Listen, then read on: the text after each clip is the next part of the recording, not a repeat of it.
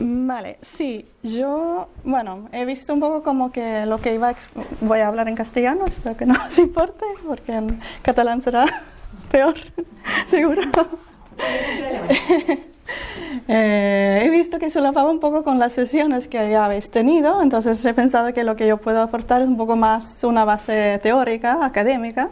Entonces iré haciendo referencias a diferentes teóricos o estudios así, que me podéis pedir luego, o también puedo mandar una lista, como voy a entregar también la presentación, puedo poner la lista ahí para que sepáis exactamente de dónde viene esta información. Vale, de lo que voy a hablar hoy es, por un lado, bueno, el discurso de odio, dar un poco una base teórica de cómo se puede interpretarlo, el contexto digital. No lo voy a abordar mucho porque creo que la última sesión, que pareció interesantísima, lo abordaron muy bien. Luego entrar en el discurso de odio online y sus características así más especiales. Esa es la parte más como teórica. Luego ya entraré, bueno, el discurso de odio también voy a hablar brevemente de otro proyecto que hicimos anterior a este, donde vimos las experiencias de los jóvenes de ver o vivir el discurso de odio online, que se llama PRISM. Luego entraré en la parte un poco más práctica de las contranarrativas y los resultados de este proyecto de React. También he intentado teníamos como muchas recomendaciones en el proyecto, pero pocas para periodistas, entonces he intentado sacar al menos algunas, que no es nada nuevo, pero iré poniendo también ejemplos de iniciativas, de contranarrativas, porque una parte importante que hemos hecho es recoger diferentes iniciativas de contranarrativas. Entonces esta parte será un poco más práctica, con ejemplos, algunos vídeos y tal. Y al final, si hay tiempo, que creo que habrá, quería poner algunos vídeos del proyecto que hicieron jóvenes que participaron en talleres de contranarrativas en los 5 países del proyecto. He elegido mis favoritos, que mejor representan un poco lo que han hecho estos jóvenes. Vale, pues empezamos. Primero, el discurso de odio. Esta es la definición de la Comisión Europea contra el Racismo y la Intolerancia, que habla de todas las formas de expresión que propagan, incitan, promueven o justifican el odio racial, la xenofobia, el antisemitismo y otras formas de odio basadas en la intolerancia. Entre otras, la intolerancia expresada por el nacionalismo agresivo, el etnocentrismo, la discriminación y la hostilidad contra las minorías, los inmigrantes y las personas de origen inmigrante. Hay muchas definiciones del discurso de odio, pero esta es la que hemos utilizado en los proyectos. Sin embargo, en la antropología tenemos una perspectiva más de las experiencias de las personas, y aquí hay una definición, o es Charles Lawrence III, es un profesor de Derecho de Estados Unidos, pero también es afroamericano, tiene sus propias experiencias del discurso de odio racista, y lo ha comparado con que alguien te da una bofetada, like receiving a slap in the face. Y creo que esto explica de alguna manera cómo el discurso puede ser una acción violenta en sí. Porque se puede interpretar no solo como una representación del odio, sino en sí mismo una acción violenta a través de las palabras, con el objetivo de subordinar el otro. Esta definición viene de Judith Butler. O como lo dice Catherine McKinnon, es también una profesora de Derecho, feminista, ha trabajado mucho la interseccionalidad, también ha escrito todo un libro sobre cómo se puede interpretar la pornografía como un discurso que subordina a las mujeres. Y dice que la segregación no puede suceder sin que alguien en algún momento diga fuera de aquí o no perteneces aquí. La elevación y la denigración se logran a través de símbolos significativos y actos comunicativos en los que decirlo es hacerlo. Y este tipo de teorías se pueden llamar teorías constitutivas. Voy a explicar solo brevemente, porque casi todas estas teorías hacen referencia a un libro que se llama Cómo hacer cosas con palabras, de J.L. Austin, 62, está en castellano también. Voy a explicar solo brevemente porque todas estas teorías hacen referencia a esto, pero también criticando su perspectiva, ¿no? Él hace la diferencia entre actos perlocucionarios, que es el acto que se realiza por medio de decir algo, o sea, convencer a alguien a hacer algo a través de las palabras. Por ejemplo, si yo de repente grito incendio y vosotros os hago pensar que hay un incendio y salís de aquí, eso será un acto perlocucionario. Y los actos ilocucionarios, que es el acto realizado en el momento de decir algo, que sería el ejemplo clásico es del cómo se usan las palabras en el acto de matrimonio. O sea, se casan a dos personas a través de decir algunas palabras.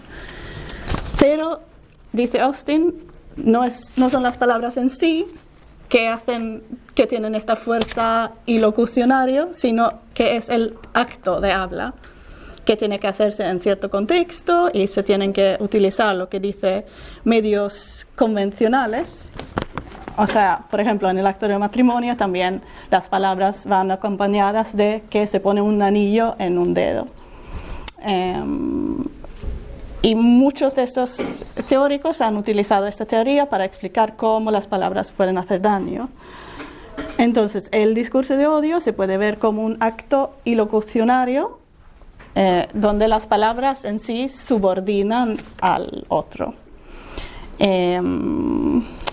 También hay bastantes críticas. Por ejemplo, Pierre Bourdieu ha criticado esta perspectiva porque dice que se debería tomar más en cuenta las relaciones sociales, el poder, la autoridad, cuando se habla de estas cosas. Pero yo creo que aún así nos dice algo de cómo el discurso de odio puede realmente subordinar y no solo ser una reflexión de las estructuras o el racismo estructural. Volviendo al discurso de odio, pues se dirige a los grupos vulnerables.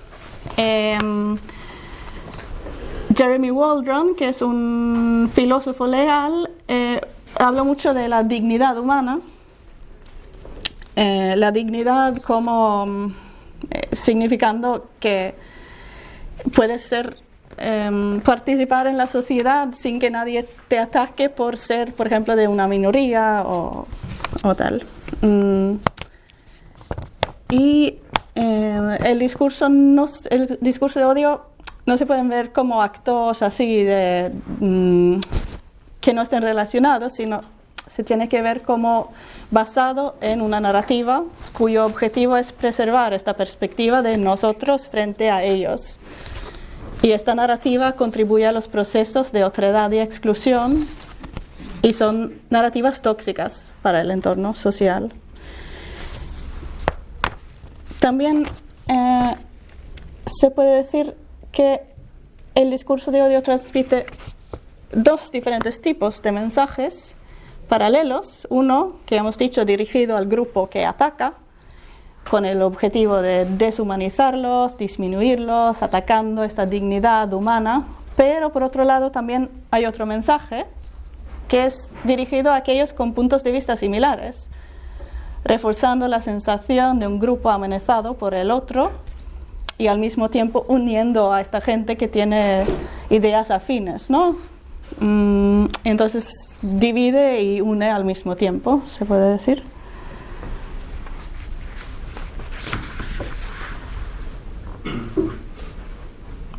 También quería mencionar brevemente, no sé si se ve muy bien, que en los últimos años se han desarrollado también toda una serie de subconceptos al discurso de odio para describir más discurso con potencia de provocar violencia, pero violencia física, violencia masiva, o sea, estamos más hablando a nivel de genocidio, ¿no?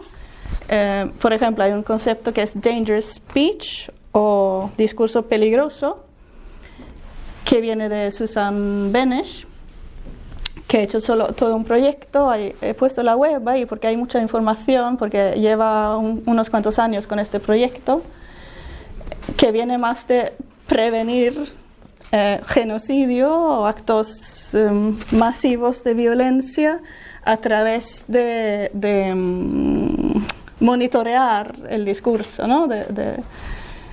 Y lo define como un acto de habla que conlleva un riesgo razonable de catalizar o amplificar la violencia de un grupo contra otro.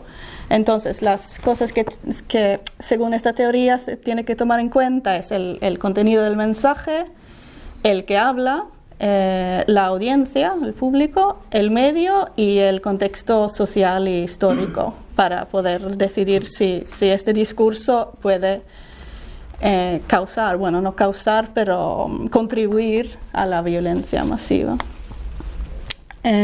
Luego hay otros conceptos como el fear speech, discurso de miedo, que se ha propuesto para describir actos de habla que pueden provocar miedo en un grupo de que el otro grupo va a usar la violencia o incluso destruirlos en un futuro cercano.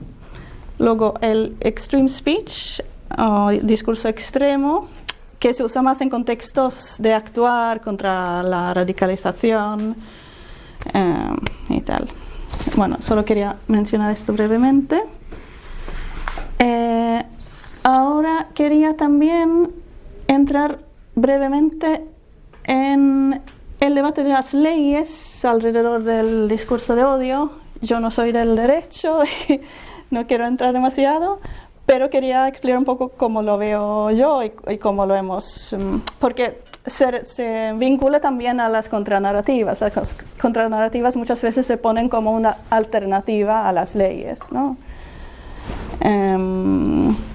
Pues primero, las leyes deberían proteger la dignidad humana como lo hemos dicho, el derecho básico de una persona a ser considerada como miembro de la sociedad. O sea, tiene que proteger a los grupos potencialmente vulnerables y no perseguir a un discurso como tal, sino deberían tener este objetivo, que vemos ya en este país que no, las leyes aquí no se utilizan así realmente, el discurso de odio. Y Jeremy Waldron otra vez dice que colocar la dignidad en el centro de esta discusión nos ayuda a mantener el enfoque en el discurso que es dañino y no solo ofensivo. Y claro, hay que encontrar el equilibrio entre el derecho a la libertad de expresión y el derecho a la igualdad, la no discriminación y la dignidad humana. Aquí hay una figura que he cogido de BCN vs. Odi, donde enseñan como el discurso que puede ser perseguido por vía penal o sancionable, y el discurso que es como intolerante pero que no se puede perseguir por esa vía. Pero también hay todo un debate de si realmente algún tipo de discurso se debería perseguir por vía penal. Bueno, se habla mucho aquí, pero tradicionalmente se habla mucho en Estados Unidos también. Primero un poco de perspectivas en contra las leyes de discurso de odio o argumentos o más ambivalentes. Primero, bueno, las leyes las leyes contra el discurso de odio se suelen defender diciendo que el discurso de odio causa mucho daño. Entonces, Eric Heinze, que es profesor de Derecho de Inglaterra, uno de sus argumentos principales es que realmente no hay evidencia empírica que indique la efectividad real de las prohibiciones del discurso de odio para prevenir el daño a los grupos vulnerables.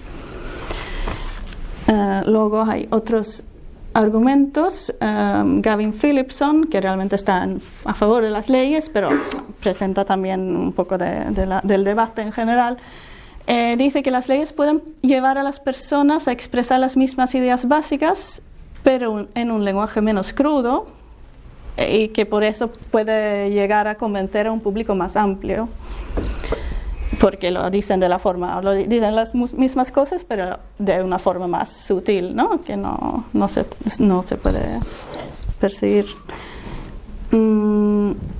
También la acusación puede conllevar una mayor publicidad del mensaje original, ya que se amplifica y repite en medios y redes sociales.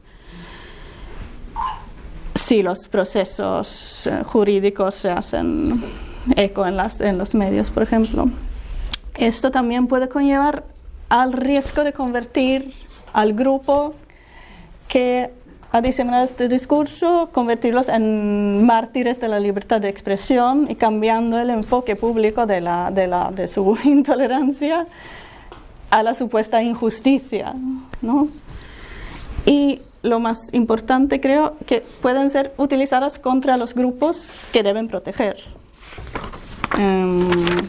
Hay un ejemplo, por ejemplo, de Reino Unido.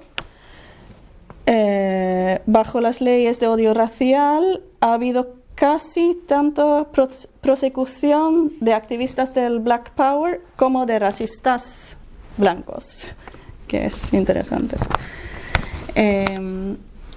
Ahora, a favor de las leyes, bueno, esto se centra más en las víctimas o los objetivos o los atacados. Waldron dice que las leyes son una garantía visible ofrecida por la sociedad a todos sus miembros de que no estarán sujetos a abuso, difamación, humillación, discriminación y violencia por motivos de raza o religión. Funcionen o no, al menos hay esta intención, ¿no? Y que tienen que asegurar de manera sistemática la dignidad de la inclusión y el bien público de garantía mutua sobre los fundamentos de la justicia para toda la sociedad, todos los grupos. Luego hay la perspectiva de Mari Matsuda, también es es profesora de Derecho, activista feminista de Estados Unidos, que ya en los 90 escribió bastante sobre el discurso de odio, y habla desde la perspectiva de la víctima, sobre todo, y dice que los lugares donde la ley no va a reparar el daño suelen ser los lugares donde viven los más vulnerables, y que la ausencia de ley es en sí misma una historia con un mensaje sobre el valor relativo de las diferentes vidas humanas. Y que una respuesta legal al discurso racista es una declaración de que las víctimas del racismo son miembros valiosos de nuestra comunidad. Dice también que la tolerancia del discurso de odio no es tolerancia soportada por la comunidad en general, sino es un impuesto psíquico que se impone a los menos capaces de pagar. O sea, si fuera una cosa de una mayoría, sería más, se hablaría más, ¿no? A ver, sí. Ahora voy a entrar más en el contexto digital, brevemente, por la última sesión, que ya se han abordado muchos aspectos, pero quería hablar un poco de algunos estudios, también empezando con esta perspectiva de la infancia del Internet, de que sería como libre de estructuras opresivas. Aquí hay un cómic que se ha convertido en un meme luego, que pone: "On the internet nobody knows you're a dog". En el internet nadie sabe que eres un perro. O sea, es un poco haciendo una broma de esto, que en el internet puede ser totalmente anónimo, no hay nada de opresión, todo es como una perspectiva como muy idealizada, que tenían también los primeros académicos digitales, que lo verían como hablaban sobre todo como de una realidad históricamente nueva, ruptura con lo anterior, etc. Pero también hubo ya en los 90 estudios que desafiaban esta visión. Por ejemplo, empezaban ya en los 90 a aparecer estudios de género en relación a la comunicación online. Por ejemplo, Susan Herring, que concluyó que existía un comportamiento más agresivo por parte de los hombres en las discusiones en Internet, y con algunos de estos comportamientos dirigidos explícitamente a las mujeres, que es algo que vemos mucho ahora, pero ya en los 90 esto se estaba debatiendo. También Self y Meyer, de 91, descubrieron que los participantes que disfrutaban de un alto estatus offline también dominaban las interacciones en la web, tanto en condiciones normales como en condiciones de anonimidad. Y también hubo estudios antropológicos tempranos, por ejemplo Miller Slater, en los finales de los años 90 hicieron un estudio sobre el uso de Internet en Trinidad. Y sacaron un libro en el año 2000 y argumentaron que las tecnologías digitales a menudo facilitan la reproducción social en lugar de estimular el cambio. Es decir, las nuevas tecnologías pueden constituir nuevas dinámicas sociales, pero también simplemente pueden reproducir lo que ya hay. Entonces, esto es de Saskia Sassen, es una socióloga. El poder, la contestación, la desigualdad y las jerarquías inscriben los espacios digitales en complejas imbricaciones de tecnología y sociedad. También hay algunos estudios recientes que creo que se habló en la otra sesión sobre cómo los prejuicios preexistentes sobre las diferencias sociales se integran en la arquitectura misma del Internet, ¿no? Por ejemplo, es un libro de Safiya Omoyanobu, que es profesora de comunicación de Estados Unidos también. Ha escrito un libro que se llama Algorithms of Oppression, How Search Engines Reinforce Racism. No sé si se habló de en la otra sesión. Y revela cómo los algoritmos utilizados en Google se basan y perpetúan estereotipos racistas y misóginos. También habla de como la combinación de intereses privados en la promoción de ciertos sitios y que hay este monopolio de pocos motores de búsqueda, crea como un sesgo de algoritmos de búsqueda. Y este sesgo privilegia la blancura y discrimina a las personas racializadas y especialmente a las mujeres racializadas. Entonces, cualquier investigación de lo digital tiene que tomar en cuenta estas estructuras sociales, culturales, subjetivas, económicas e imaginarias que existen también en Internet, para ir un poco más allá de la comprensión utópica o distópica de Internet y más allá de la dualidad de lo online y lo offline, sino verlo todo como un continuo, ¿no? Vale. Ahora quería entrar un poco...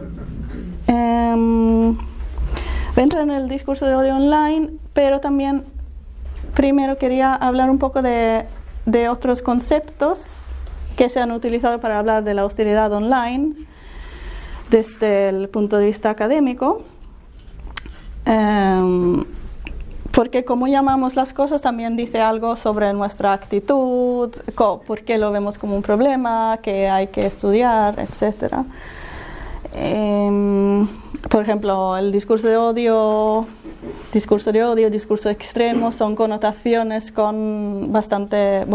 tienen connotaciones muy políticas o de actuación.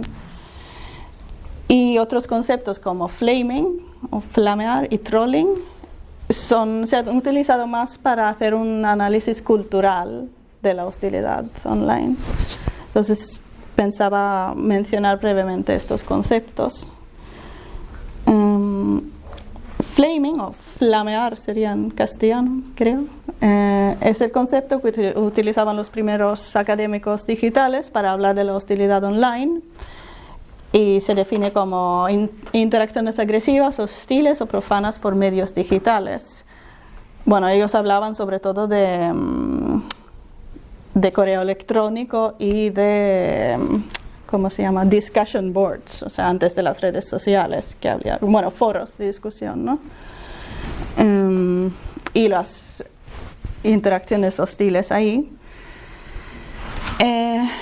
Se ha criticado bastante esta perspectiva o la utilización del concepto de flaming porque nos predispone a verlo online y offline como muy diferente.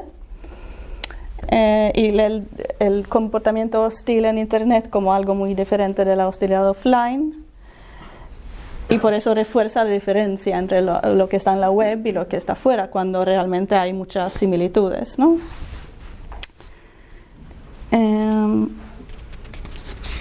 Lo mismo pasa un poco con trolling.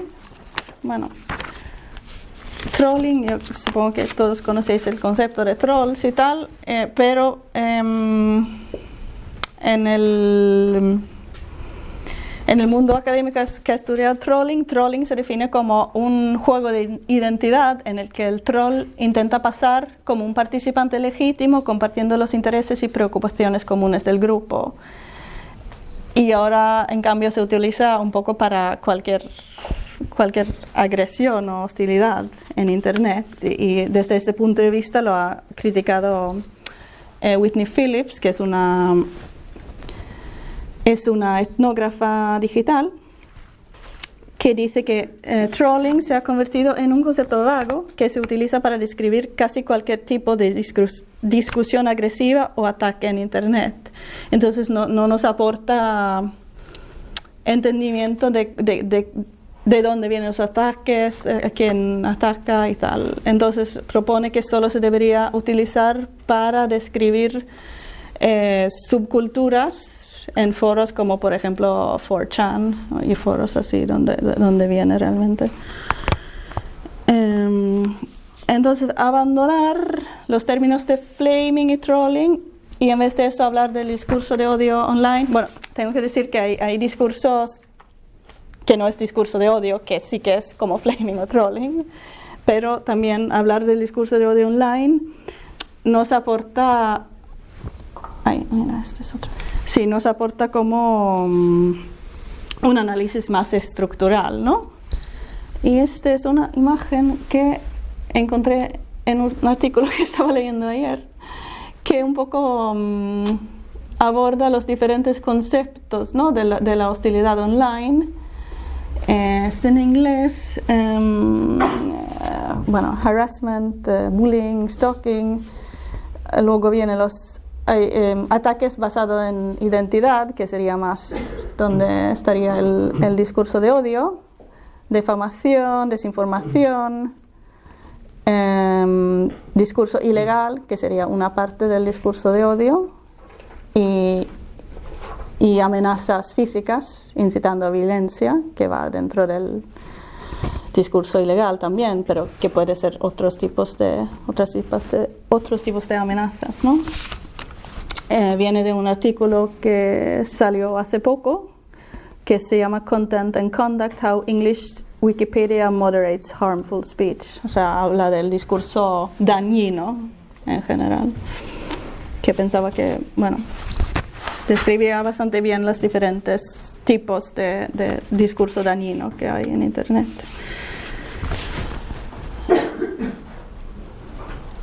Pues eso, ninguno de los otros conceptos como flaming o trolling aborda adecuadamente un factor importante, que son los motivos de discriminación, opresión o odio, es decir, la racialización, religión, edad, identidad de género, orientación sexual, género, etc.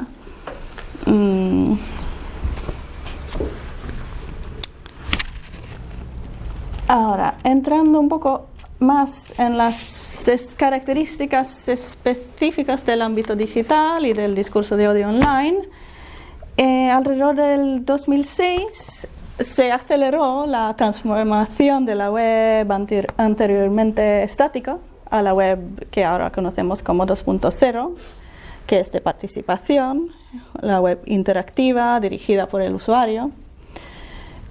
Y esto, claro, nos ha permitido una participación y tal, pero por otro lado, el aumento de los textos producidos por usuarios también ha hecho esta fecha como un comienzo importante de empezar a ver más discurso de odio en la web, ¿no? Y hasta que el Internet se ha llegado a definirse como la nueva frontera para difundir el odio. Esto ha dicho un criminólogo que se llama James Banks. También en los últimos años ha habido una tendencia de la extrema derecha a mover su contenido de webs estáticas a redes sociales y blogs, etcétera, que lo ha hecho más accesible a un público más amplio. Pero por otro lado, es imposible y muy importante entender, que creo que todos lo sabemos, que no son solo los grupos de odio organizados los que diseminan el discurso de odio, sino mucho se produce y difunde por usuarios comunes en las redes sociales. O sea, usuarios sin antecedentes de violencia ni vinculaciones a grupos de odio. Si bien el discurso de odio online no es diferente del discurso de odio offline, hay algunas características y posibilidades de los canales por las que se expresa, que voy a describir un poquito. Primero, la permanencia y durabilidad del contenido. Pues comparado con el discurso de odio offline, pues en el Internet, si no se borra, se queda ahí. Para un público más amplio, ¿no? Que tiene que ver con la visibilidad, la audiencia potencial alcanzada. Luego la itinerancia, que es la facilidad de compartir o mover. Si se borra de un sitio, se puede aparecer en otro. Y, por supuesto, la sensación de anonimato, que se ha hecho bastantes investigaciones sobre esto. Y la sensación del anonimato se vincula a que la gente ve las interacciones en Internet como intrínsecamente diferentes a las interacciones cara a cara, o sea, menos importantes, más libres y valoradas de diferente manera.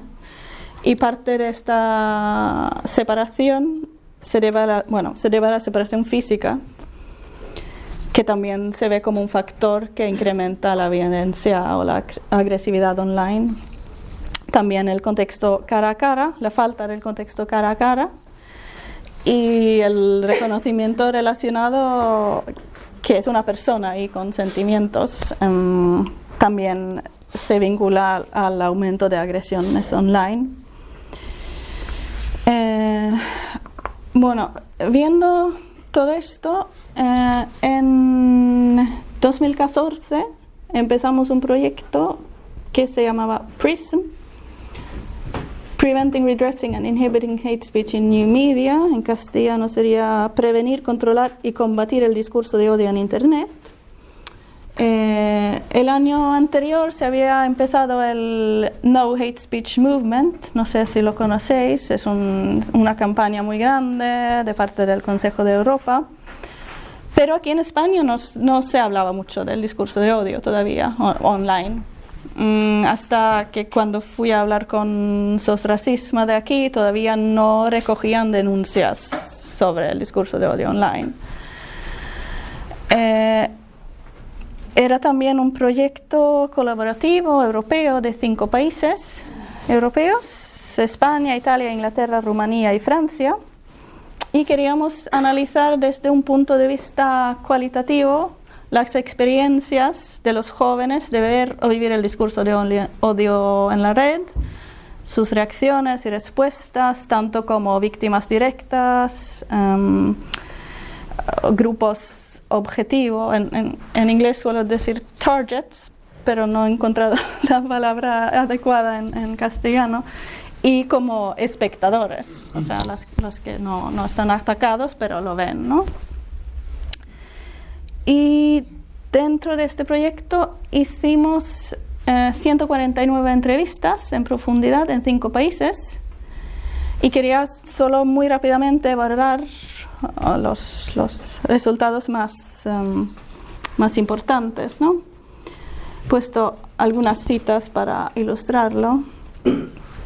Pues por un lado vimos, bueno, no es un estudio representativo, solo hay 149 personas, entonces no se puede decir nada de manera cuantitativa, pero sí que la mayoría de los jóvenes que entrevistamos sí que habían vivido o visto discurso de odio, lo que se podría definir como discurso de odio en redes sociales y sobre todo en Facebook, que por aquellos tiempos todavía era la red social más utilizada. Y muchos de los jóvenes de origen migratorio, minoritario, sí que tenían experiencias de ataques directos hacia ellos. Muchos también lo habían de alguna manera normalizado. Sobre todo lo vimos en jóvenes musulmanes, que hay una cita de aquí en España de un joven que, bueno, veía mucho contenido islamófobo en internet y estaba en plan, bueno, hay que lidiar con ello, es lo que hay. También vimos otros ejemplos de personas que habían sido atacados directamente, que sí que admitían haber sufrido mucho, que una cita de una mujer joven, tenía miedo e incluso tuve que ver a un médico porque todo lo que estaba leyendo me estaba volviendo loca. No hice ningún comentario, pero como no respondí, al mismo tiempo, en cierto modo me dañé a mí misma porque no expresé mis sentimientos. Entonces aquí vemos cómo realmente te afecta, ¿no? También vimos una normalización en general y una actitud así bastante laissez-faire de que, bueno, es lo que hay, es internet, es así. Y también vimos como esta actitud se reforzaba mucho por la propia actitud de las plataformas de redes sociales. Por ejemplo, muchos de los jóvenes habían anteriormente denunciado comentarios o publicaciones en Facebook, pero viendo que no había respuesta por parte de Facebook, lo dejaron de hacerlo. Aquí hay una cita: el método de denuncia es claro, sin embargo, parece una broma, porque si me dices puedes denunciarlo, pero al final no hay consecuencias, pues dejo de hacerlo.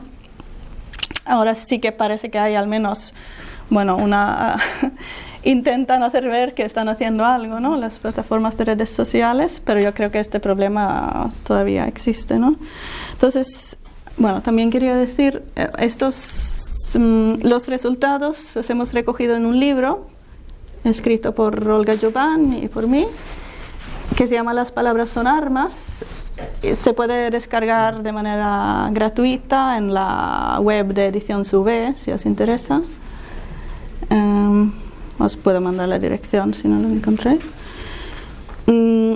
Pues viendo todas estas experiencias, también viendo que ni los mecanismos de las redes sociales funcionan, ni las leyes, ni se deberían aplicar las leyes a todo tipo de discurso de odio, pues un poco con esa perspectiva empezamos a planificar otro proyecto que es el React, que ahora sí que llegaremos al React del que iba a hablar. Bueno, porque React, bueno, ya lo hemos abordado un poco, ¿no? Que las leyes son solo un mecanismo para inhibir o contrarrestar el discurso de odio, que se deberían aplicar solo en los casos más graves. Entonces, las contranarrativas se pueden entender como estrategias emergentes para disminuir el discurso de odio o reducir su impacto sin infringir a la libertad de expresión. Entonces, queríamos ver un poco cómo se conceptualizan, cómo se construyen las contranarrativas y qué iniciativas existen. También hicimos este proyecto en 5 países: España, Inglaterra, Alemania, Italia y Francia. En España también participaron la Universidad de Vic y SOS Racismo de Guipúzcoa, que hicieron la parte más de acción, porque era un proyecto de investigación-acción, entonces la investigación era una pequeña parte para luego usar en las acciones, ¿no?, que hicimos con jóvenes. Y el enfoque era el discurso de odio racista, como xenófobo, islamófobo, antirroma, antisemita, etc. Sin embargo, antes de entrar en los resultados, quería hablar un poco también de las contranarrativas desde un punto de vista más teórico, y luego viene la parte de los resultados, que es un poco más práctico.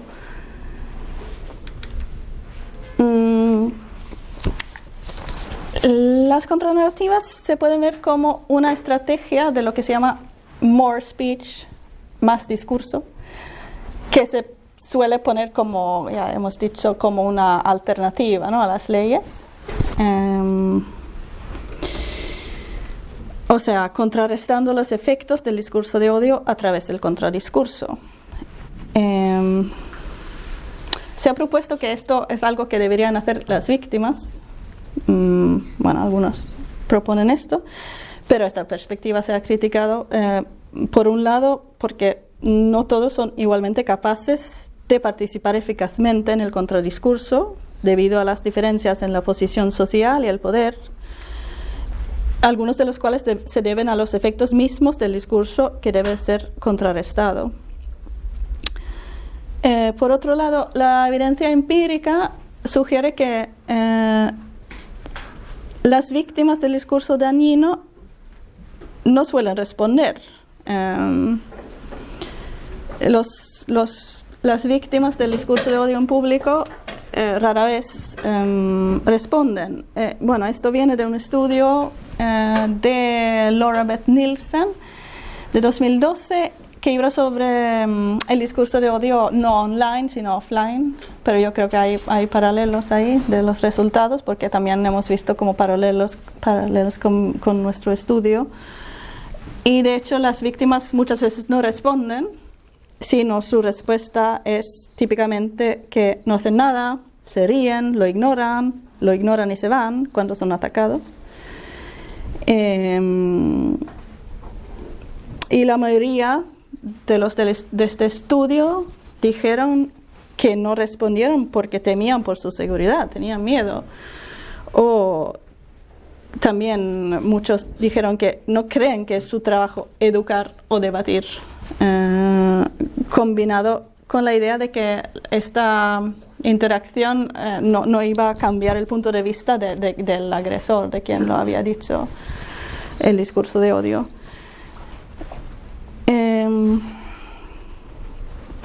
Entonces, Katherine Gelber propone toda una política de speaking back, que sería ofrecer apoyo institucional para el contradiscurso, las contranarrativas, en lugar de depender de la perseverancia de individuos aislados para desafiar efectivamente el discurso de odio. Porque las víctimas del discurso de odio pueden creer que la comunidad en general cree en los mensajes transmitidos, pueden sentir que su discurso será ignorado, o pueden sentirse incapaces de hablar o ser escuchados. Como argumenta, otra vez Catherine McKinnon, el discurso de odio daña la capacidad de hablar de sus víctimas al silenciarlas. Entonces, esta política sería una política de respuesta que requeriría que el Estado brinde apoyo institucional, educativo y material a las víctimas del discurso de odio.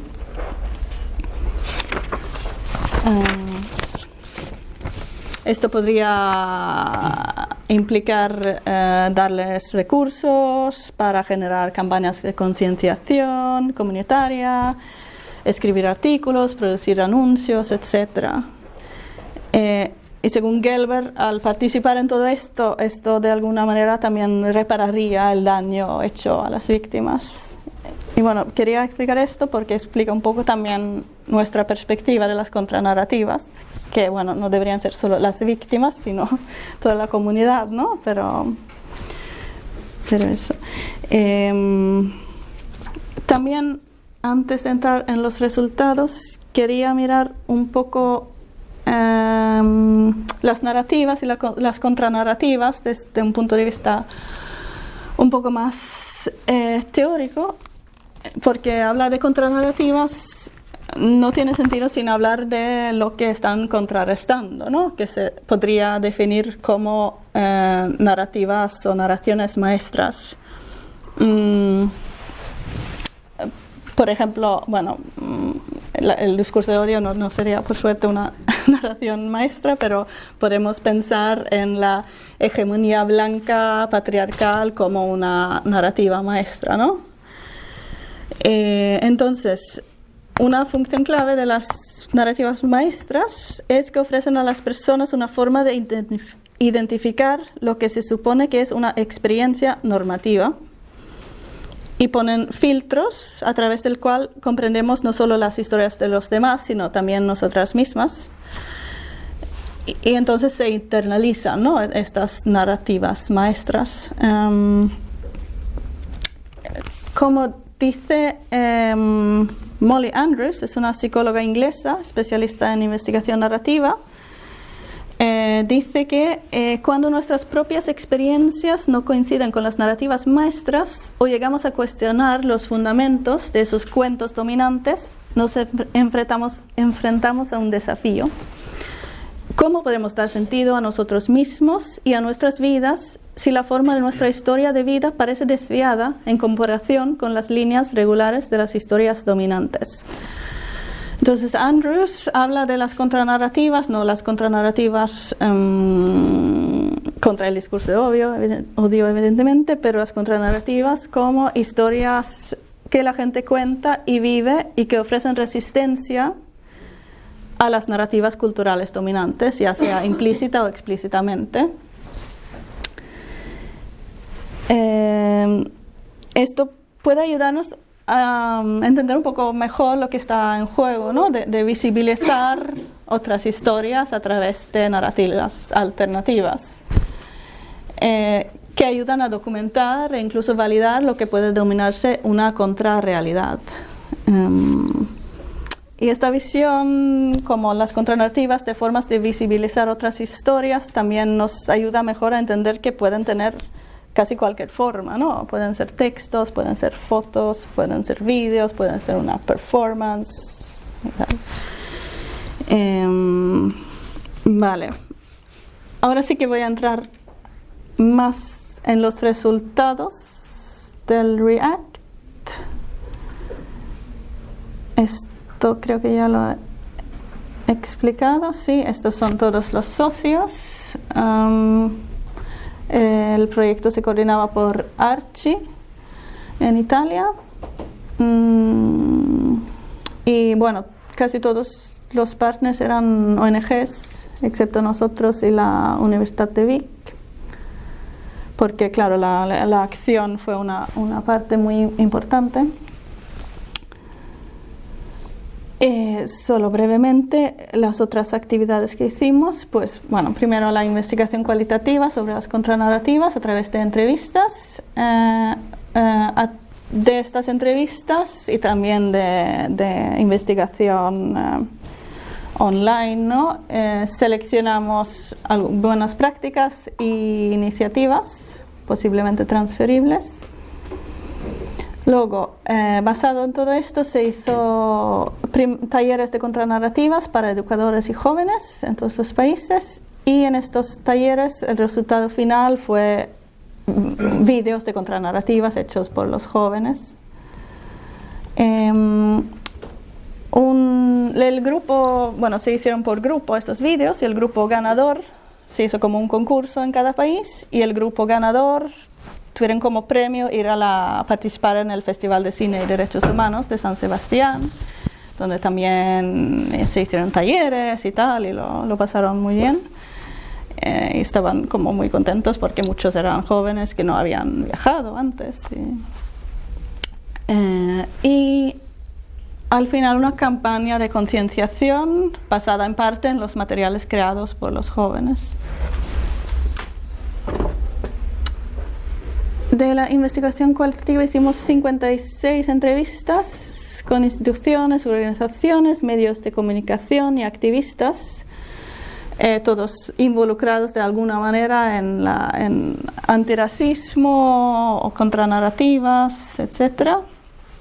Se hizo un informe de cada país, o sea, nosotros no hemos tenido acceso a todas las entrevistas de todos los países porque se han transcrito en los idiomas de los países, entonces hemos hecho el análisis transnacional de los resultados basados en estos informes. Sí, no sé si empezar o si... ¿Qué hora es? Empezar con esto o hacer una pausa ahora. Hagamos la pausa y luego... Vale, sí. Luego acabas como con la segunda parte. Vale, sí. Yo creo que igual si os parece bien hacer una pausa ahora y...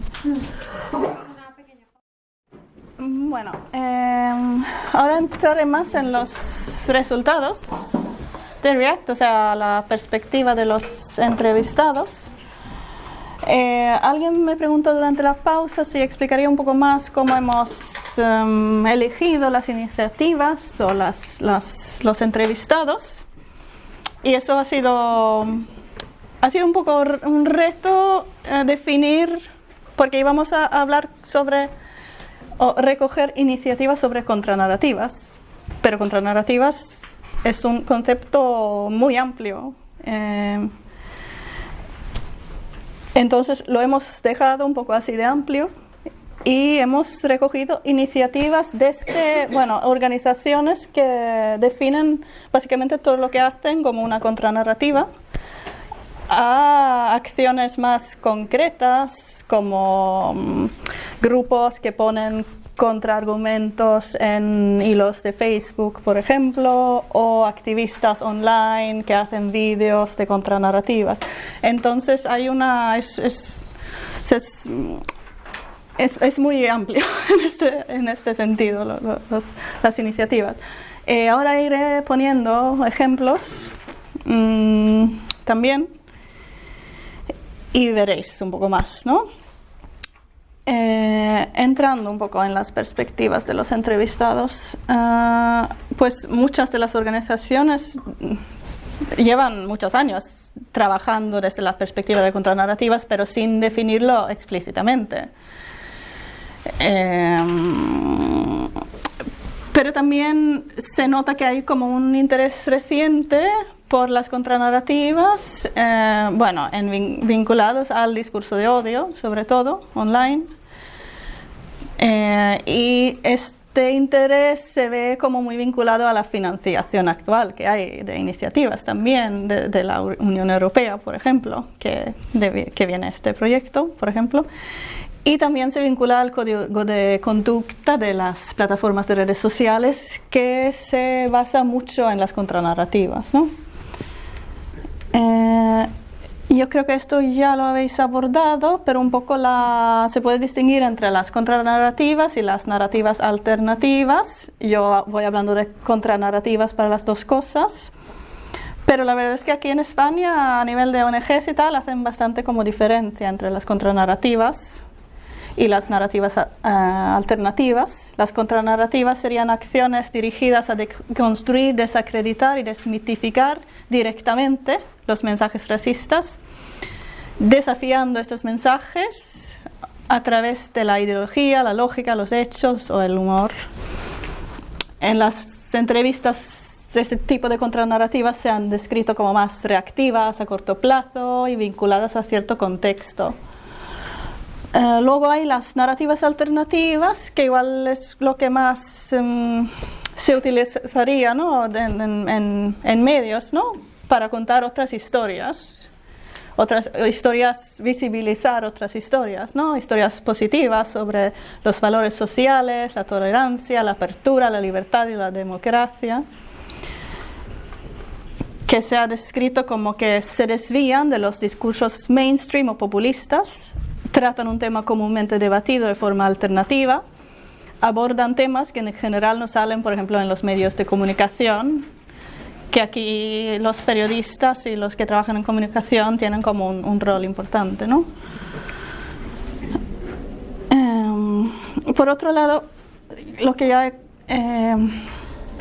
comentado es que son conceptos muy amplios que se pueden aplicar a casi cualquier iniciativa dirigida a contrarrestar el racismo, el discurso de odio, y que se pueden comunicar a través de diferentes medios.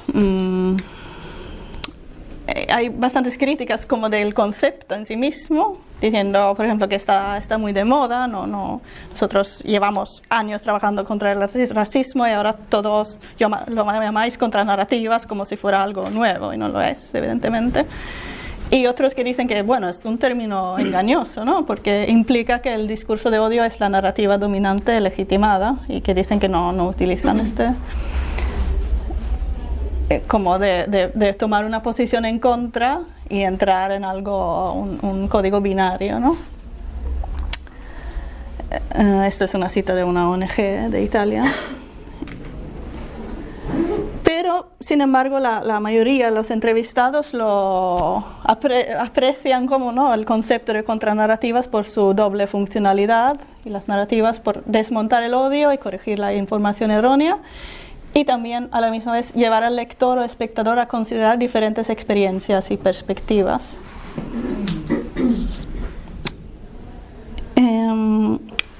Muchos también hablan de las contranarrativas como eso que ya hemos dicho, ¿no?, representar, visibilizar otras historias o verdades, el derecho a hablar y la posibilidad de representarse para aquellos cuyas voces generalmente no se escuchan.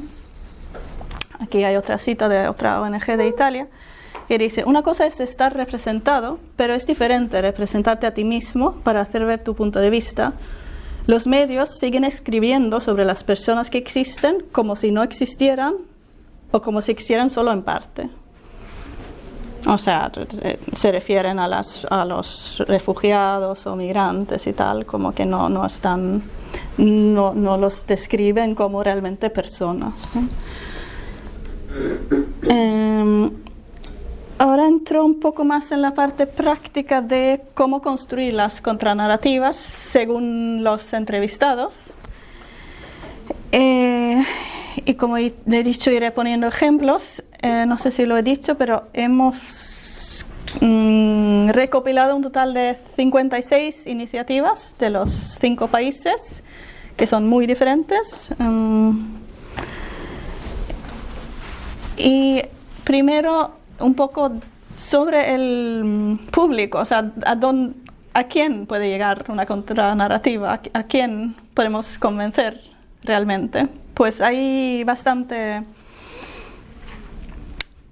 acuerdo de que las personas con ideas muy extremas pueden ser muy difíciles, si no imposibles, de alcanzar y convencer a través de las contranarrativas. Aquí hay una cita que dice, de una ONG de Inglaterra, que dice que muchos de nuestros programas están dirigidos a personas que se encuentran en una posición intermedia, a quienes probablemente se les pueda persuadir para que promuevan contenido racista. Y a medida que avanzan por el embudo de intolerancia, odio o ideas extremistas, es más difícil sacarlos de aquí. Entonces quieren llegar a los, por ejemplo, a los que se pueden llamar odiadores ocasionales, o sea, los que igual retuitean algo, bueno, algo que pueda contar como discurso de odio o discriminatorio.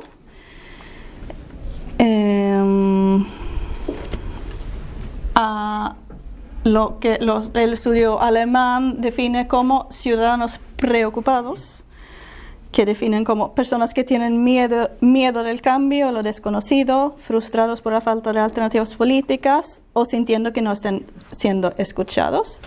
Y luego la mayoría silenciosa, o sea, los que ven cosas pero no responden o no actúan y por eso también participan, ¿no? De alguna manera. Para romper esta espiral del silencio.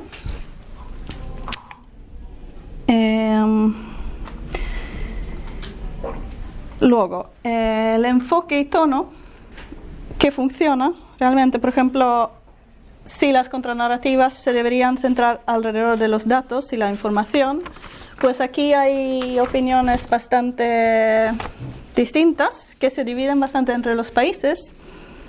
Sobre todo en Alemania e Italia, los entrevistados dicen que sí, que deberían basarse en la información, datos reales, verificados, objetivos. Y en Alemania se describe también un cambio actual de hacer contranarrativas más basadas en el humor a usar más la información otra vez. Aquí tengo unos ejemplos. Esto es una página web que se llama Open Migration, que está tanto en inglés como italiano, es de Italia, que tiene la intención de proporcionar información justa y actual realizada en los lugares de migración a través de datos y usan, podemos abrirla, creo.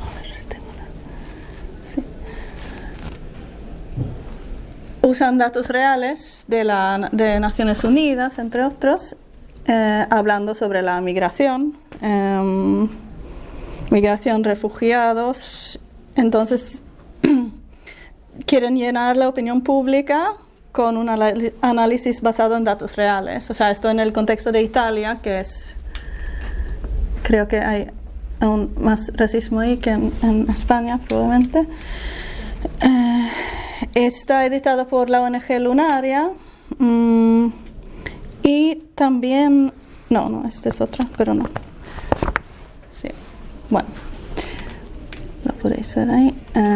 Luego hay otra parecida, una web parecida que se llama Crónicas del Racismo Ordinario, que es un sitio de información que intenta recoger un poco historias cotidianas del racismo, ¿no? Que recogen de diferentes sitios de la web, pero también de periódicos, de noticias y tal, que llevan desde 2007 recogiendo historias. Y esto sí que está editado por una ONG que se llama Lunaria. A ver. Que son, sobre todo hay una parte en inglés, pero que no es muy, no tienen todo ahí. Bueno, hay toda una base de datos, una base de datos del racismo, que es esta que llevan recogiendo desde 2007. Luego hay iniciativas más basadas en contraargumentos directos, ¿no? En redes sociales, sobre todo, que también es como un enfoque basado en la información y los datos. Uno que igual conocéis, que es Proxy, Observatorio Proxy, que es un proyecto que se hizo aquí en España, creo que empezó en 2014 también. Y ahí tienen todo un informe que se puede leer sobre los resultados, porque hicieron como un seguimiento y una categorización de comentarios en periódicos digitales. Analizaron un total de 4.500 comentarios o algo así, por diferentes categorías. Y también una parte interesante es que hicieron como intervenciones, como un estudio de intervenciones en comentarios. Crearon como una base de datos con respuestas rápidas, pero también cambiaron las respuestas. Y con más de 400 comentarios hicieron. Y un poco la conclusión a que llegaron era que si se ponía un comentario con contradiscurso entre los primeros comentarios sí que consiguió como romper el espiral de silencio y que había más gente que participaba con contradiscurso, ¿no? Pero si se llegaba demasiado tarde ya estaba como todo el hilo demasiado ocupado por discurso de odio, que ya no se podía cambiar la opinión. O sea, no es un poco enseñando que igual sí que funciona, ¿no? Porque también en el estudio que hicimos dentro de PRISM, muchos de los jóvenes dijeron que no querían usar contradiscurso en Facebook, por ejemplo, porque se veían como atacados ellos mismos, entonces habían dejado de hacerlo también. Luego hay una iniciativa de Alemania, que es un grupo de Facebook, que se llama Ich bin hier, que se traduce como estoy aquí. Esto se basa en una iniciativa originalmente de Suecia, un grupo que tiene más de 75.000 miembros en Suecia, y que yo formo parte de ese grupo, que utiliza contraargumentos. O sea, cada día se elige como una o dos noticias de páginas de Facebook, de periódicos que tienen sus páginas de Facebook, donde hay como mucho discurso de odio en los comentarios, y se hace como una acción colectiva para empezar a argumentar, contrarrestar, también poner likes o sea, no todos tienen que poner sus argumentos, pero es importante también poner likes a los contraargumentos para que suban, ¿no? Y que funciona bastante bien. Y en Alemania se ha hecho por esto, como Alemania estaba en el proyecto, hemos cogido la iniciativa de ahí, porque se hizo entrevistas con los fundadores de Alemania. Tiene 45.000 miembros el grupo de Alemania. Existe también en Reino Unido, Noruega, Eslovaquia, Finlandia, Polonia, Canadá, Francia, Australia, pero con grupos más pequeños. Aquí en España no existe todavía, por lo que sepa. Y lo que tiene el grupo de Alemania es que también tienen como un subgrupo que da como apoyo, o apoyo un poco así emocional, ¿no? Porque a veces es muy duro dedicar, todo el mundo dedica el tiempo que tengan, ¿no? a leer y contrarrestar estos argumentos, y tienen como un subgrupo de apoyo que creo que está muy bien. Sin embargo, existe bastante acuerdo también entre los entrevistados que la información sola no cambia opiniones. Los datos no reconocen el sufrimiento, no hacen que las personas escuchen la historia, dicen, desde una ONG de Inglaterra. Entonces, los actores más institucionales abogan mucho por una perspectiva de derechos humanos. Aquí desde una ONG de España dicen que tienes que empezar con las pequeñas cosas. Es potente ya comprender que el derecho de asilo es un derecho humano, y todo lo que esto implica ya resulta atractivo en relación con otra persona, porque tú y esta otra persona comparten un derecho humano. Sin embargo, esto también se ha criticado entre los entrevistados, porque por el enfoque más así construido institucional puede que haya un alcance muy limitado a quienes llegan realmente a este tipo de iniciativas. Lo que sí que está de acuerdo es que las emociones positivas funcionan, la empatía. Aquí un actor institucional también de España cuenta que los mecanismos del discurso de odio se basan en el miedo, la falta de control y emociones negativas en general, y que deberíamos contrarrestar estas emociones negativas por emociones positivas. Una propuesta que han dicho unos cuantos entrevistados es apelar a la infancia, pero con mucha ética, mucho cuidado, evidentemente. Aquí tenemos un ejemplo de la Fundación Secretariado Gitano, de un vídeo que hicieron hace unos años que se llama Yo no soy trapacero, que se basaba en la... se basaba en la definición de gitano en el diccionario de la lengua española, y la campaña tenía el lema: una definición discriminatoria genera discriminación. La RAE. Sí, exacto, sí. Exacto.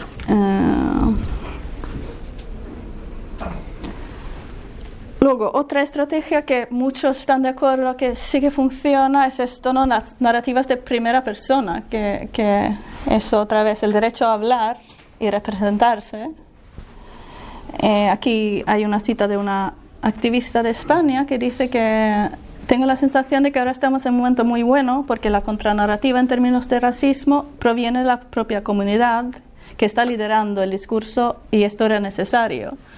Que también las redes sociales han dado esta oportunidad a la gente a mostrar sus propias narrativas alternativas, ¿no? Y esto hemos querido visibilizar también un poco en el proyecto, que hay muchos proyectos que empiezan como desde cero, pensando en una campaña de contranarrativas, cuando realmente hay mucha gente ya haciendo narrativas alternativas, que igual con un poco más de recursos o espacio, visibilización, pueden llegar muy lejos, ¿no? Porque son realmente de sus propias experiencias. Tengo unos ejemplos aquí que no sé si los conocéis. Bueno, Ramia's Channel. Ramia es una chica musulmana que también es la portavoz de la campaña de Google, Creators for Change, que en España se llama Somos Más. Todos estos hacen realmente vídeos cotidianos, pero también hacen como un trabajo de concienciación, ¿no? Sobre la experiencia de racismo, islamofobia.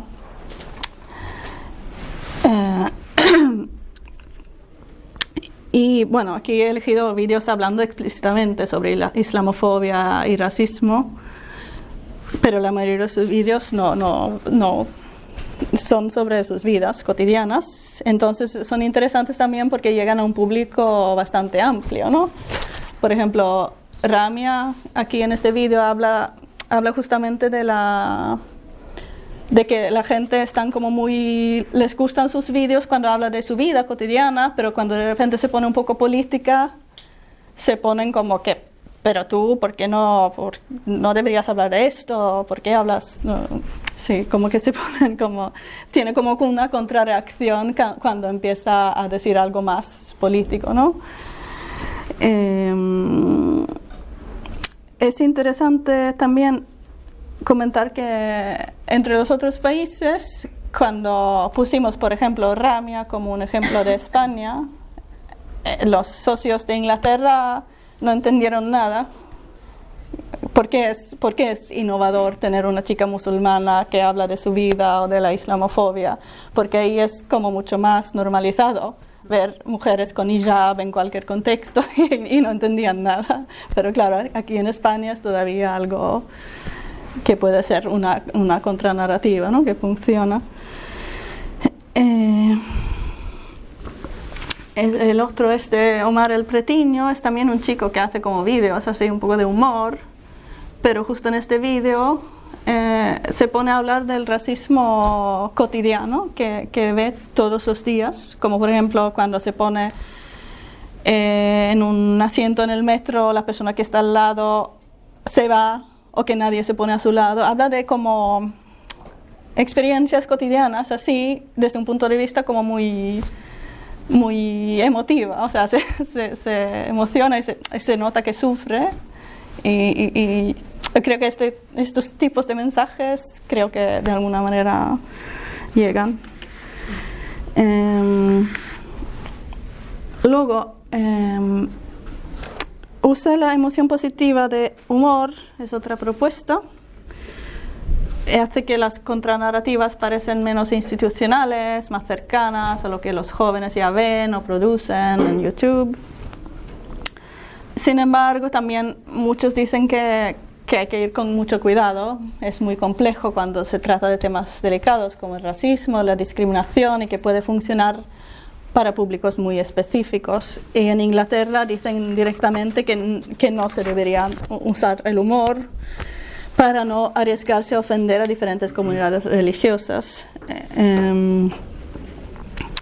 Aquí de España tenemos un ejemplo que se hizo justo para periodistas, que igual lo conocéis, que se llama Payo Today, viene de la Fundación Secretariado Gitano. Hay un vídeo, no sé si conocéis esta iniciativa. No. Bueno, entonces podría poner el vídeo porque está bien. A ver. 2016, Payo Today, la otra cara de las noticias. Reyerta entre clanes en la sede del PSOE. El Congreso Socialista transcurre entre escaramuzas y luchas internas que acaban con el destierro del antiguo líder del clan, Pedro Sánchez. El Brexit demuestra que los payos ingleses no se quieren integrar. Los conflictos de adaptación de los payos británicos fuerzan su salida de la Unión Europea. Rodrigo Rato, juzgado por trapacero. El que fuera uno de los payos más influyentes de su clan se enfrenta a acusaciones de estafa y corrupción. Brad y Angelina se separan. Las costumbres promiscuas propias de su etnia entre las El mensaje xenófobo del payo Trump le aupa a la Casa Blanca. La clase paya obrera del sur se decantó mayoritariamente por el candidato que mejor supo representarles. El medallista Ryan Lodge finge un robo. Como es habitual entre los de su etnia, recurrieron al engaño para encubrir su mal comportamiento. Los payos responsables del cambio climático. El 99% de las emisiones proviene de esta etnia. El reencuentro desata la polémica sobre la cobra paya Achenoa. El debate continúa en internet. ¿Puede una paya acercarse a un hombre cuando quiera o debe pedir permiso al patriarca del clan?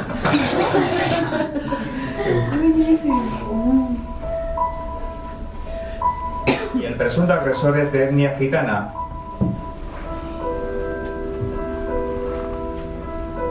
Cada vez más profesionales combaten la discriminación con un periodismo serio y responsable, pero aún queda mucho por hacer.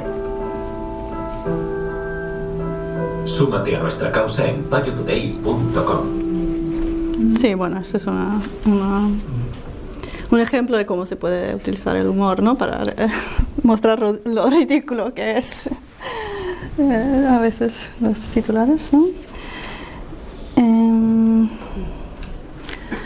Vale, ahora... Uy, espera.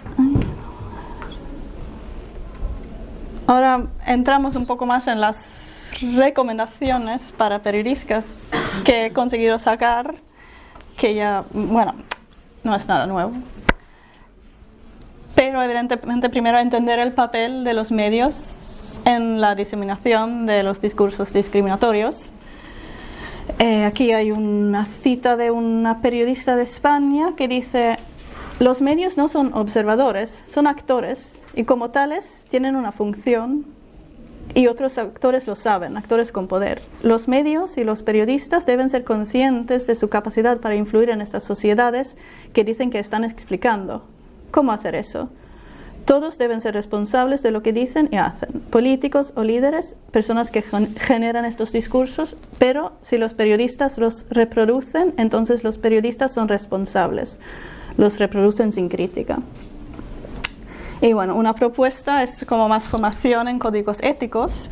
Aquí hay un ejemplo que ha salido este año, es en inglés, pero yo creo que es interesante, es como un toolkit para periodismo más ético, para hablar de migración de un punto de vista más ética, ¿no? Que es totalmente gratis, es solo registrarse y tienes acceso a todos los cursos, está muy bien, creo. Yo he entrado brevemente solo para ver qué había y me parecía interesante, que seguro que hay cosas que podéis sacar de ahí si os interesa. No sé si lo van a hacer en más idiomas, espero que sí.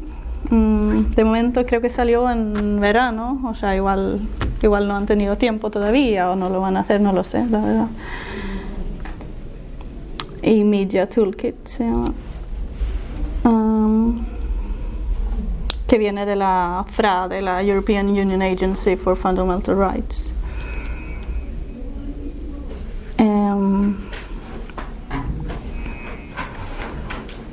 Otra recomendación, bueno, promover la diversidad en los equipos mismos.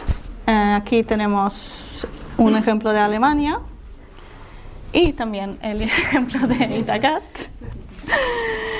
El de Alemania lleva más años. Es una asociación de periodistas con diversos antecedentes y competencias. Trabajan para promover la diversidad en los medios de comunicación. Tienen redes locales en todo el país y quieren diversidad tanto delante como detrás de las cámaras y los micrófonos. También son los coordinadores del No Hate Speech Movement en Alemania. Tienen como una base de datos de expertos de diferentes contextos, orígenes, etc. También hacen formaciones, tienen programas de tutoría, etc. La mayoría de las páginas en alemán, o sea, no sé si sirve mucho. Luego hay Itacat, evidentemente, que conocéis aquí de España, que intentando hacer un poco lo mismo, ¿no? Luego, la última recomendación, que también es muy básica, es la importancia del lenguaje y los conceptos utilizados. Aquí una manera de conseguirlo sería, bueno, propuestas que tienen es tener libros de estilo para poner pautas comunes de lenguaje y conceptos que se deben utilizar y que se deben revisar constantemente. Aquí tengo otro vídeo que también enseña un poco la importancia del lenguaje. No sé si lo conocéis, es de una campaña de la Red Acoge, es una ONG que se llama Inmigracionalismo, y este vídeo se llama Cut the Labels. Enseña un poco también lo ridículo que queda cuando los titulares utilizan nacionalidades para hablar de, por ejemplo, crímenes, ¿no? Son las 9 de la mañana. Esta mañana se preparará en los platos de la facultad en casa. Para futuros presentadores informativos. Guillermo. Julián. Nicolás. Manuel. Silvia. Albert. Melissa. Alessandro. Sara. Alberto. Bueno, Silvia, vamos a leer varias noticias reales en el teleprompter. Vale. Cuando quieras. Un cuarentón con antecedentes empuja a la gente que lo identifica. La Policía Nacional ha arrestado este miércoles en una céntrica calle de Manresa a un ciudadano cuarentón tras... A un ciudadano cuarentón tras... Lo dibuja un agente de Policía Nacional. El agente asistido por el Servicio de Emergencias Sanitarias y el cuarentón ya ha pasado a disposición.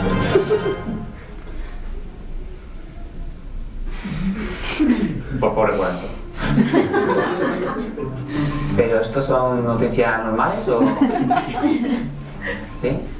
Pues me ha chocado que destaquen la edad de la persona porque no tenía nada que ver en la noticia. ¿Cuarentón? O sea, de verdad que tenía cuarentón. Muy bien, vamos a probar con otra distinta. Unos 200 fans de Justin Bieber causan destrozos en locales regentados por pelirrojos. Tras una pelea en Colmenar Viejo, pero ¿qué? Numerosas dotaciones policiales se desplazaban esta madrugada al centro de la localidad madrileña de Colmenar Viejo Para detener a casi 200 fans de Justin Bieber que irrumpieron de forma violenta en locales nocturnos regentados por ciudadanos pelirrojos. Esto también es real. No me jodas. Perdona, que es una gilipollez. Se desconocen hasta el momento los motivos del altercado, pero podrían estar relacionados con los enfrentamientos entre bandas rivales de Believers y pelirrojos. ¿De verdad? No puede ser. ¿Esto también es real? La noticia en sí podría ser real, pero tal y como está escrita no parece que pueda haber salido en ningún medio decente. ¿Qué más da que los daños fueran pelirrojos de cara a la noticia ni que fueran de Justin Bieber? Claro, era irrelevante para la información y más bien quería dar un tono sensacionalista. Una especie de discriminación. ¿De dónde sale esto de pelirrojos? Es que es como muy... No entiendo nada. Las noticias que acabas de leer son reales. Ese es un pequeño cambio que hemos hecho. Ahora puedes darle la vuelta a la hoja y verás el titular.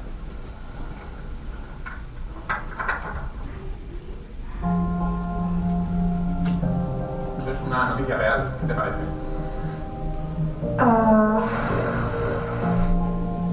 Y esto es una noticia real.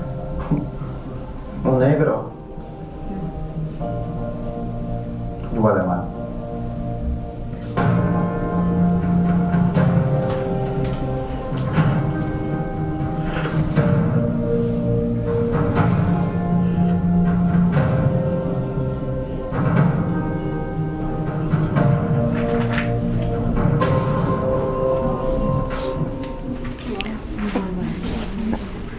Sí, esta campaña, bueno, tienen como todo un informe también, bueno, tienen varios informes sobre cómo se trata la inmigración en los medios. No sé si el último informe es del 2017 o algo así. No sé si, la verdad es que no tenía tiempo de mirar si todavía siguen con la campaña, pero sé que llevan bastantes años. Sí, eso era un poco lo que quería explicar. Luego tengo los vídeos. He elegido 4 vídeos que han hecho estos jóvenes de los proyectos. No sé si os interesa verlos, son 3-4 minutos cada uno. Quería explicar un poco primero los vídeos. Por casualidad es que he elegido los que a mí me parecían más interesantes. Por casualidad los dos de aquí son de Inglaterra, de una asociación que se llama AICSAT, que significa juntos como uno en urdu, y que existe desde hace 15 años, que trabajan como jóvenes desde hace 15 años en la ciudad de Slough, de Inglaterra. Los que habéis visto la versión inglesa de The Office, conocéis esta ciudad que tiene lugar en Slough. Me parecía curioso conocer a gente de Slough. Entonces trabajan con jóvenes, hacen como formaciones para jóvenes en temas de racismo, etc. Y estos jóvenes van a escuelas a impartir talleres y se ve que funciona muy muy bien. Vale, pues el primero, Hassan Poem, es un chico que tiene como 15 años. Bueno, estos vídeos, o sea, los jóvenes han escrito el guión, han pensado en la idea, son también los actores, pero han tenido un poco de ayuda, evidentemente, con el montaje y la producción. Pero las ideas vienen de los jóvenes. Y este primero es de un chico, bueno, es en inglés. Es de un chico que tiene como 15 años, que hace, ¿cómo se llama? Spoken word, no sé cómo se llama, como poesía así en directo. Y que, bueno, es el que está leyendo y ha escrito esta poesía.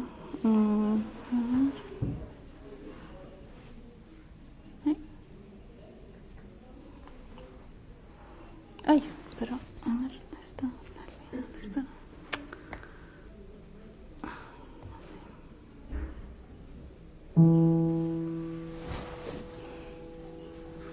Each soul chromosome carries its weight of genes, so individual to one another. We were meant to radiate love, our wholesome hearts sharing the peaceful pieces of one another. 99% of our DNA is the same. We are all linked intrinsically, humanly intertwined, so where is the unity? We grow up and acknowledge the real reasons behind what makes up our broken community, because you see, prejudice was a reality from the beginning. Why isn't a black girl taught to take pride in her melanin? Why isn't an Asian boy taught to embrace his cultured kurtas? We should all feel proud of the skin we're in. We are caught with the internal shame that comes with being different. Standing out is classified as a sin. We follow rules of segregation. Church, mosque or gurdwara, places meant for beauty and praying. A slither of God's homely haven becomes what divides a nation. The builders of the mind call in an infrastructure of societal constructs. These mental barriers that restrain and tame us, that are of the kindness, warmth, and genuine care for one another. But society is a library. Understand the end of story beyond the picture on the front cover. A world behind bars, where my words can't go into public venting, and where my age gets to define my ability. A world like a court, full of juries condemning me for being me. Guess prejudice is my sentence. Constantly conform to fit into media's lies, a fake prototype. How many lies falling apart will it take to realize the proportion of this problem? Look through the lens of another's eyes. This prize the sky set upon us. You, unique every human. Our skins are canvases painted with contrasting colors and complexities. With our roots where our ethnicity lays, watered with our mother tongues, our holy days, our celebrations bringing people together as one, our dressing and garments. Chic to grand, we rock our cultural beauty. And here we now stand. Celebrate our diversity. From a broken society to a renovated community, living in peaceful harmony.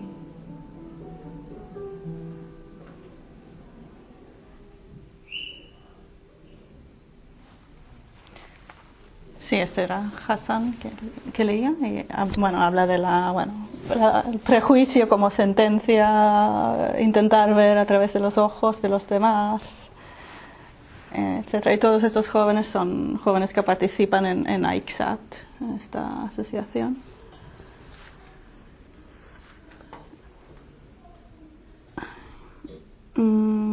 Este es otro de esta misma asociación, porque hicieron todos los talleres en Inglaterra, que se llama The Same Team, el mismo equipo, y querían hablar un poco de la interseccionalidad, querían hablar en este vídeo, las diferentes experiencias y que luego todos vienen juntos al mismo equipo.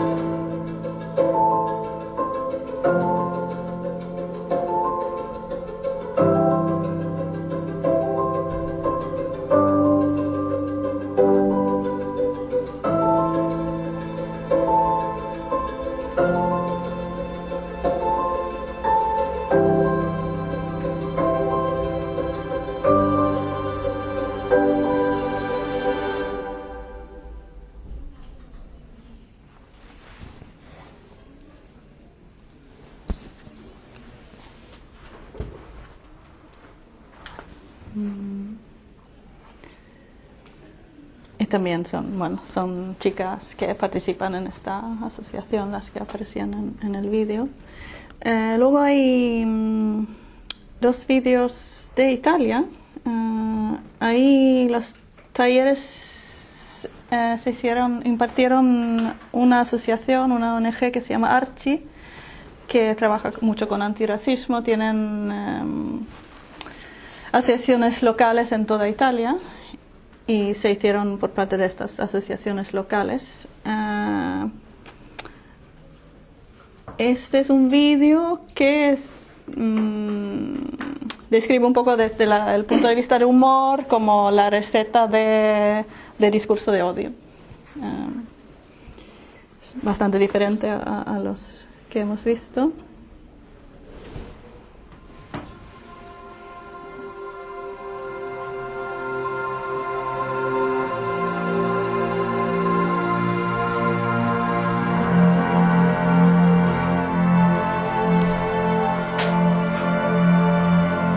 La ricetta dell'hate speech.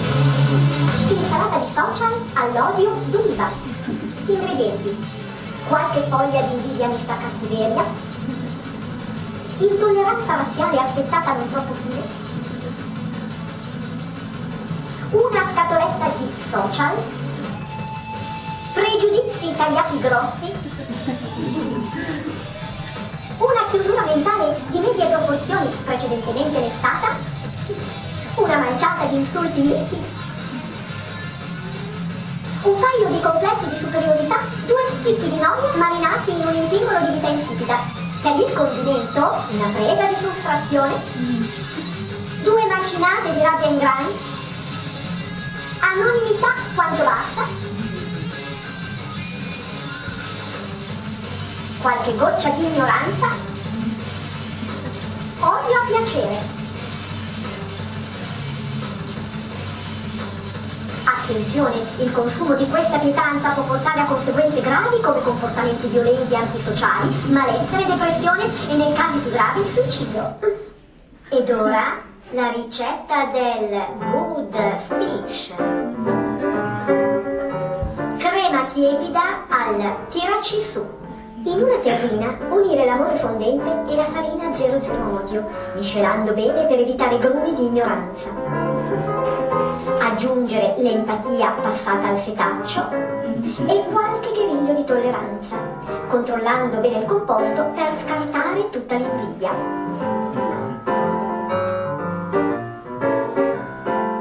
Versare lentamente la cultura, unire una stecca di maturità, mezzo bicchiere di autostima, infine aromatizzare con qualche foglia fresca di indipendenza di pensiero. Unire i tuoni di rispetto, stando attenti a non far cadere l'albume d'odio all'interno del composto. Aggiungere un pizzico di buon senso. Decorare a piacere con scaglie di considerazione, una spolverata di apertura mentale vanigliata e qualche perla di saggezza. Consiglio dello chef: accompagnare con un calice di felicità conservato a temperatura ambiente.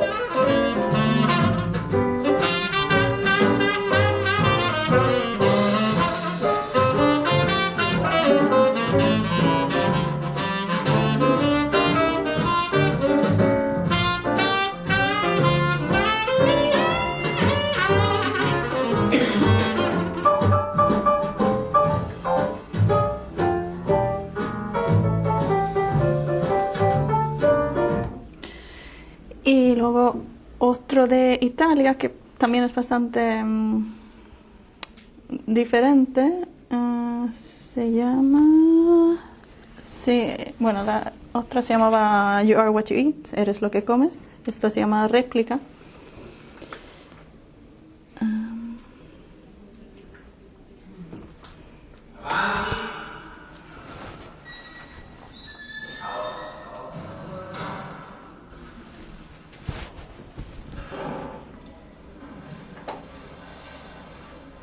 Come ti chiami? Isra. Chiamami. Chiara.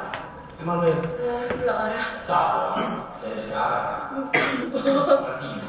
Quale ruolo sei? Per il ruolo della vittima di discriminazione razziale. Sono qui per il ruolo del complice. Per il ruolo dell'indifferente. L'agente di cambiamento. Sono qui per il ruolo di... no. Ok, sono qui per quella persona che ha preso in giro una persona per il colore della sua pelle. Ok, Giovanna, passiamo al copione. Puoi pure provare a leggere cercando di interpretare. Allora, eravamo tutti in classe ed è entrato il nostro compagno nero. Il mio amico per scherzo ha cominciato a fare qualche battutina. Aveva i pantaloni sporchi e detto lavati. Mi sono messa a ridere. Vado. Il mio amico poi trova sempre delle battute fortissime. E mi prendevano in giro perché dicevano che non mi lavavo. Non mi sembrava nulla di grave. Noi nel gruppo ci vogliamo solo divertire. Ecco, questo è il tono. Le frasi che l'hanno dette erano terribili. Posso farlo? Mi davano nomignoli e mi ridevano in faccia. Come mi sono sentita? Ogni volta mi sento malissimo e mi chiudo in me stessa. A volte mi sento ferita, altre semplicemente triste. Altre volte mi sento in colpa. Quando è successo a te, l'hai vissuta come una battuta? All'inizio sì. Poi da là tipo era tipo un'offesa per me, cioè non lo sopportavo più. Non era la prima volta che riceveva gli insulti, non ne poteva più. Era arrabbiata e molto triste. Ho suggerito di non far passare tutto senza reagire. In effetti dopo si sono picchiati. Non ho capito lo scherzo e se l'è presa. Perché ci stavo malissimo, non mi piacevo e avevo pensato di cambiare il colore della mia pelle. Ha avuto una lezione esagerata. E tu cosa hai fatto? E io ho dovuto aiutare il mio amico. Alla fine abbiamo provocato quasi una rissa. Di solito il complice ha le stesse colpe, perché comunque ha aiutato a fare una cosa. Cioè secondo me quella era una faccenda tra loro, ho preferito starne fuori. Io non ho detto niente, avrei voluto difenderlo. Cosa può fare una sola persona?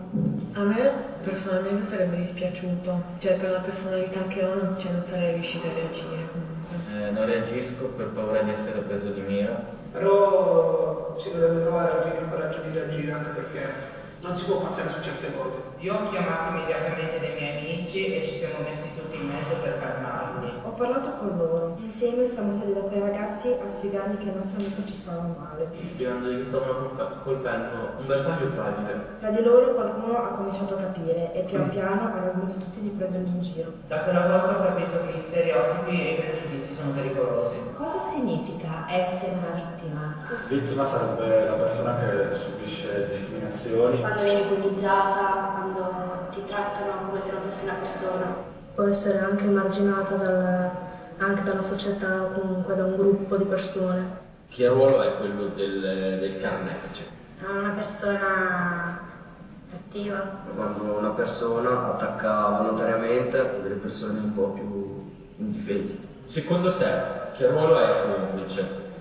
Secondo me è quando aiuti una persona a commettere un crimine, a fare qualcosa in modo negativo. Che cosa significa essere indifferente? Nel passivo attivo. Quando succede un qualcosa, noi siamo non è caldo nel petto. Ahmed, sai cosa significa essere agente di cambiamento? No. Che toglie l'odio. È essere capace di cambiare in modo sbagliato quello che pensano le altre persone. Cerca di fare in modo che non capitino più violenze verso gli altri. Possiamo dire che è un po' il supereroe dei nostri giorni? Sì. Ok, grazie. A posto, grazie mille. Ciao. Ciao.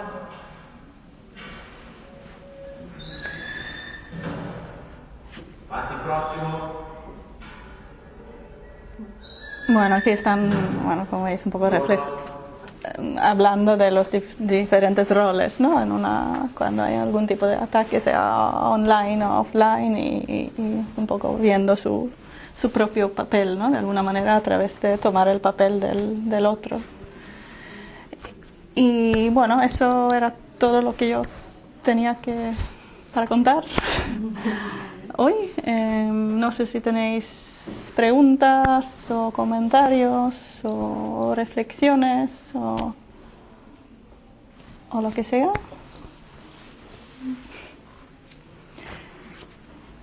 Sí, yo quiero opinar que en el discurso de odio, lo que yo he visto es que muchas veces estas contranarrativas que tú dices quizás a veces se quedan en la parte de reforzar una narrativa o concienciar quizás a quien ya está concienciado. Por ejemplo, ahora mismo estamos en este curso, pues yo sin conocerlos, a priori podría decir que nadie trabaja un discurso de odio y por eso estamos aquí. Sí. Entonces reforzar un discurso entre nosotros está bien, pero tenemos que ir a donde está aquel discurso, Claro. es decir, al público que recibe esos discursos, como pasa con los medios convencionales, con prensa escrita, con televisión. Hay medios que están muy enfocados a ese público y trabajan sus discursos. Y esa gente quizás, no sé, tampoco soy un experto, quizás no ve estos videos porque directamente sabe que es un discurso contrario. Creo que el reto es cómo encontrar una forma de entrar en ese público y cómo trabajar un discurso, una contranarrativa que a priori no parezca una contra. Claro. Es decir, primero hay que ganar la empatía de ese público para tener su atención, y una vez que la tienes, poder trabajar una contranarrativa para hacerlos cambiar a ellos. Sí. ¿Sí? Los grupos, las asociaciones y todo el mundo, medios, instituciones y personas que trabajan con las contranarrativas, creo por experiencia que he tenido con amigos, ¿no?, que a veces creemos que somos muchos porque siempre somos los mismos y no somos conscientes de cuántos están del otro lado. Aquí en España en las últimas elecciones 3,5 millones de personas votaron por Vox. Eso es mucha gente. Y nadie creía que eso iba a pasar. Porque si nos quedamos siempre en este círculo donde todos compartimos más o menos un discurso, una ideología, siempre pensamos que somos muchos y que somos la mayoría y que no va a pasar nada. Y creo que el reto más grande es abrir la puerta e intentar acercarse a aquel que tiene un discurso antagónico a nosotros. Y creo que la parte de la tolerancia, la libertad de expresión, yo creo que para dar el primer paso hay que ser más tolerantes de lo que creemos o de lo que podemos llegar a ser, porque creo que lo más importante es primero ganarte la confianza y la empatía de esas personas. Y eso implica quizás soportar mucha mierda. Y una vez que ya te han aceptado en ese círculo, podemos empezar a trabajar una contra. Y eso a veces no sucede porque también reaccionamos de forma intempestiva y de forma emocional. En las redes se ve mucho, ¿no? Cuando hay un discurso de odio o un discurso conciliador y viene esto, lo que tú decías, el troll o la persona que quiere envenenar. Después todo el debate ya no va por la razón, sino por las emociones, y se empieza a atacar, es que tú eres un racista, eres un fascista, eres un hijo de esto y tal, y los otros que no sé qué, que si feminazis, y al final ya dejamos de hacer un discurso y empezamos a insultarnos todos.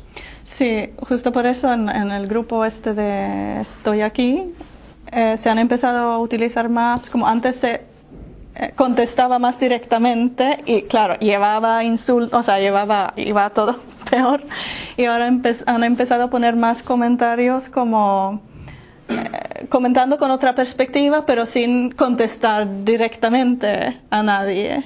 Entonces, para también visibilizar para los que leen estos hilos o estas noticias, que hay otros puntos de vista, que con un poco de suerte alguien de los que igual iba a diseminar un discurso de odio se da cuenta de algo. Pero claro, es el gran problema, ¿no? El gran reto, llegar a los que realmente, no solo a la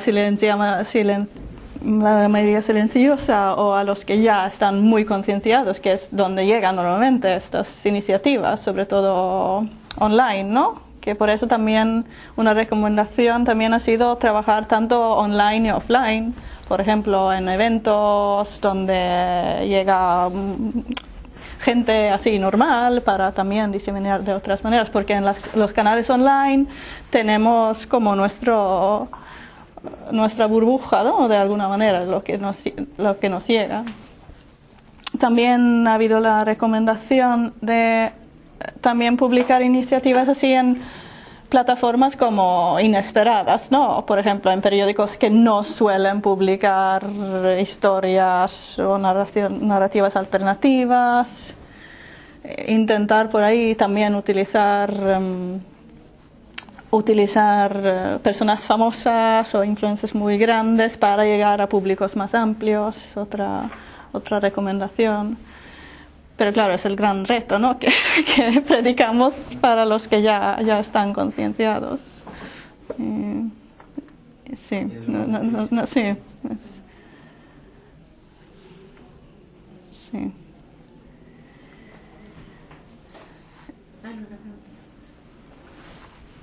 Sí, un comentario y dos preguntas. Una tiene que ver con, al inicio hablaba el tema de la ley y dabas allí como una definición y el objetivo de la ley en cuanto, si mal no recuerdo, lo que se hace notar como su objetivo es proteger la dignidad humana y eso como que se logra a partir del derecho básico de una persona a ser considerada como miembro de la sociedad. Desde allí un poco la primera pregunta es ¿cuál es el límite desde el periodismo para hablar de la legalidad? Porque un poco en esta definición podría haber una suerte de trampa, esta definición sobre el derecho básico de una persona a ser considerada como miembro de la sociedad, en tanto ese derecho básico está mediado por una legalidad que te pone Claro, sí, no, lo que habla realmente es, no sé si he leído bien la definición. Otra pregunta que es como es otro ámbito. Sin las investigaciones que han hecho, los proyectos que llevan en marcha ahora, han tocado o están tratando de tocar el tema de lo que viene llamando el exterminio digital. La posibilidad que tienen las redes sociales de realizar una suerte no tanto de apartheid digital, pero sí de exterminar mediante bloqueos, eliminaciones. Es llevar al mundo de la cibercomunicación, o como quieran llamar, una práctica de exterminio físico al mundo digital. Como no te puedo matar porque no te tengo enfrente, pues te elimino, te bloqueo. Quisiera saber un poco si... Sí, no, es la primera pregunta, me parece interesantísimo, pero no es algo que hayamos abordado, es algo que yo, más como activista un poco digital, que yo he visto así de, evidencia anecdótica, ¿no? De por ejemplo, también como algo que llaman shadow ban, por ejemplo, en Instagram, que viene de la denuncia masiva a cuentas, por ejemplo, feministas, por parte de hombres antifeministas. Hacen como una denuncia masiva a través de los mecanismos de redes sociales a estas cuentas que consiguen que se bloquean durante días y que luego básicamente desaparecen como de la búsqueda. O sea, se pueden encontrar si pones el nombre completo, pero entonces, claro, estos mecanismos ahora se utilizan como que iban también a proteger, ¿no? a los grupos normalmente atacados por discurso de odio, porque se puede denunciar por estas redes sociales por discurso de odio, ¿no? Y entonces se utiliza ahora mucho por antifeministas que dicen que el feminismo es discurso de odio contra hombres. Y claro, esto se hace yo creo que los que miran esto en las redes sociales, el personal no están suficientemente como concienciados o no quieren ver qué realmente está pasando, pero no es algo que hayamos estudiado. Luego, sí, hablando de la dignidad, o sea, proteger la dignidad o proteger los grupos vulnerables o vulnerabilizados, es un poco, o sea, se habla más en general, o sea, tengas papeles o derecho, ¿no?, de estar en este país, de ser tratado como un ser humano, ¿no? Y no como un objeto que no debería entrar y que no, o sea, cualquiera que sea tu estatus legal, no te pueden llamar cualquier cosa, no te pueden no te pueden atacar cualquier discurso, ¿no? Que es un poco que tiene a ver esta garantía, ¿no? de las personas.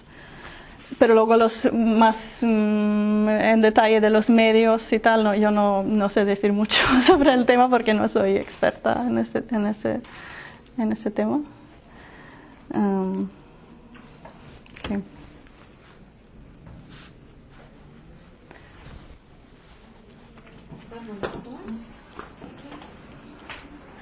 Pues muchísimas gracias.